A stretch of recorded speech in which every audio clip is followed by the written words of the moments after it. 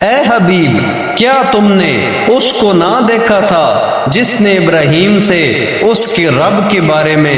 اس بنا پر جھگڑا کیا کہ اللہ نے اسے بادشاہی دی ہے، جب ابراہیم نے فرمایا میرا رب وہ ہے جو زندگی دیتا ہے اور موت دیتا ہے۔ اس نے کہا میں بھی زندگی دیتا ہوں اور موت دیتا ہوں۔ ابراہیم نے فرمایا تو اللہ سورج کو مشرق سے لاتا ہے، پس تو اسے مغرب سے لے آ۔ تو اس کافر کے ہوش اڑ گئے، اور اللہ ظالموں کو ہدایت نہیں دیتا۔ یا کیا تم نے اس شخص کو نہ دیکھا جس کا ایک بستی پر گزر ہوا اور وہ بستی اپنی چھتوں کے بل گری پڑی تھی؟ تو اس شخص نے کہا اللہ انہیں ان کی موت کے بعد کیسے زندہ کرے گا؟ تو اللہ نے اسے 100 سال موت کی حالت میں رکھا، پھر اسے زندہ کیا۔ پھر اس شخص سے فرمایا تم یہاں کتنا عرصہ ٹھہرے ہو؟ اس نے عرض کی میں 1 دن یا 1 دن سے بھی کم وقت ٹھہرا ہوں گا۔ اللہ نے فرمایا نہیں، بلکہ تو یہاں 100 سال ٹھہرا ہے، اور اپنے کھانے اور پانی کو دیکھ کہ اب تک بدبودار نہیں ہوا، اور اپنے گدھے کو دیکھ جس کی ہڈیاں تک سلامت نہ رہیں، اور یہ سب اس لیے کیا گیا ہے تاکہ ہم تمہیں لوگوں کے لیے ایک نشانی بنا دیں، اور ان ہڈیوں کو دیکھ کہ ہم کیسے انہیں اٹھاتے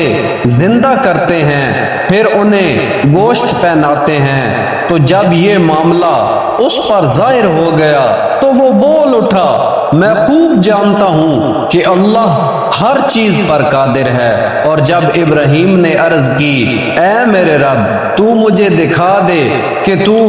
مردوں کو کس طرح زندہ فرمائے گا؟ اللہ نے فرمایا کیا تجھے یقین نہیں؟ ابراہیم نے عرض کی یقین کیوں نہیں، مگر یہ چاہتا ہوں کہ میرے دل کو قرار آ جائے۔ اللہ نے فرمایا تو پرندوں میں سے کوئی 4 پرندے پکڑ لو، پھر انہیں اپنے ساتھ مانوس کر لو، پھر ان سب کا ایک ایک ٹکڑا ہر پہاڑ پر رکھ دو، پھر انہیں پکارو تو وہ تمہارے پاس دوڑتے ہوئے چلے آئیں گے، اور جان رکھو کہ اللہ غالب حکمت والا ہے۔ ان لوگوں کی مثال جو اپنے مال اللہ کی راہ میں خرچ کرتے ہیں اس دانے کی طرح ہے جس نے 7 بالیاں اگائیں، ہر بالی میں 100 دانے ہیں، اور اللہ اس سے بھی زیادہ بڑھائے جس کے لیے چاہے، اور اللہ وسعت والا علم والا ہے۔ وہ لوگ جو اپنے مال اللہ کی راہ میں خرچ کرتے ہیں، پھر اپنے خرچ کرنے کے بعد نہ احسان جتاتے ہیں اور نہ تکلیف دیتے ہیں، ان کا انعام ان کے رب کے پاس ہے، اور ان پر نہ کوئی خوف ہوگا اور نہ وہ غمگین ہوں گے۔ اچھی بات کہنا اور معاف کر دینا اس خیرات سے بہتر ہے جس کے بعد ستانا ہو، اور اللہ بے پرواہ علم والا ہے۔ اے ایمان والو، احسان جتا کر اور تکلیف پہنچا کر اپنے صدقے برباد نہ کر دو اس شخص کی طرح جو اپنا مال لوگوں کے دکھلاوے کے لیے خرچ کرتا ہے اور اللہ اور قیامت پر ایمان نہیں لاتا، تو اس کی مثال ایسی ہے جیسے ایک چکنا پتھر ہو جس پر مٹی ہے، تو اس پر زوردار بارش پڑی جس نے اسے صاف پتھر کر چھوڑا۔ ایسے لوگ اپنے کمائے ہوئے اعمال سے کسی چیز پر قدرت نہ پائیں گے، اور اللہ کافروں کو ہدایت نہیں دیتا۔ اور جو لوگ اپنے مال اللہ کی خوشنودی چاہنے کے لیے اور اپنے دلوں کو ثابت قدم رکھنے کے لیے خرچ کرتے ہیں، ان کی مثال اس باغ کی سی ہے جو کسی اونچی زمین پر ہو، اس پر زوردار بارش پڑی تو وہ باغ دگنا پھل لایا، پھر اگر زوردار بارش نہ پڑے تو ہلکی سی فوار ہی کافی ہے، اور اللہ تمہارے کام دیکھ رہا ہے۔ کیا تم میں کوئی یہ پسند کرے گا کہ اس کے پاس کھجور اور انگوروں کا ایک باغ ہو جس کے نیچے ندیاں بہتی ہوں، اس کے لیے اس میں ہر قسم کے پھل ہوں، اور اسے بڑھاپا آ جائے اور حال یہ ہو کہ اس کے کمزور ناتواں بچے ہوں، پھر اس پر ایک بگولا آئے جس میں آگ ہو تو سارا باغ جل جائے۔ اللہ تم سے اسی طرح اپنی آیتیں کھول کر بیان کرتا ہے تاکہ تم غور و فکر کرو۔ اے ایمان والو، اپنی پاک کمائیوں میں سے اور اس میں سے جو ہم نے تمہارے لیے زمین سے نکالا ہے اللہ کی راہ میں خرچ کرو، اور خرچ کرتے ہوئے خاص ناقص مال دینے کا ارادہ نہ کرو، حالانکہ اگر وہی تمہیں دیا جائے تو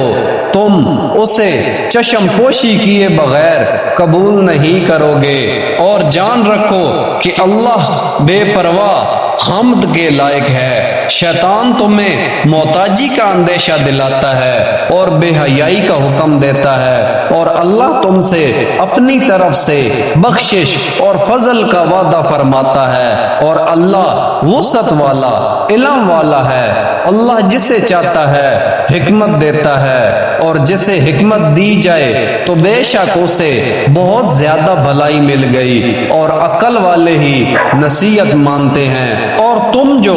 خرچ کرو یا کوئی نظر مانو